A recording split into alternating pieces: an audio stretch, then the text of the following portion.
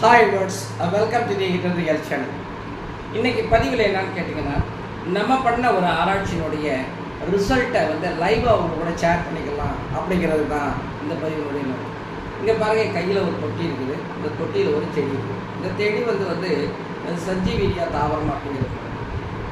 இந்த செடியை நம்ம இதில் வளர்க்கணும் அப்படின்னா, நம்ம ஒரு 2 ஆண்டுகளுக்கு முன்னாடி மண்ணை உற்பத்தி பண்ணணும். அதாவது மேல் மண்ணை உற்பத்தி பண்ணுறது, அதாவது விவசாயத்திற்கான மேல் மண்ணை உற்பத்தி செய்வது என்ற அந்த ஒரு ஒரு ஒரு திட்டத்தின் கீழே நம்ம ஒரு மண்ணை உருவாக்கினோம். அந்த உருவாக்கின மண்ணை ஃபஸ்ட்டு இந்த மாதிரி தொட்டியில் எடுத்துக்கிட்டு நம்ம தக்காளி செடி பயிரிட்டோம். தக்காளி செடி பயிரிட்டு தக்காளி எல்லாம் ஹார்வெஸ்ட் பண்ண பிறகு அதே மண்ணில் இந்த சஞ்சீவிரியா அப்படிங்கிற தாவரத்தை நம்ம வளர்த்தோம். இப்போ ஏறக்குறைய 3 வருஷம் ஆக போகுது. 2லேருந்து 3 வருஷம், 23 வருஷம் ஆச்சு. 3 வருஷத்துக்கு பிறகு இந்த மண் எப்படி இருக்குது அப்படிங்கிறத பார்க்குறதுக்கு தான் இந்த பதிவு பண்ணியிருக்கோம். ஸோ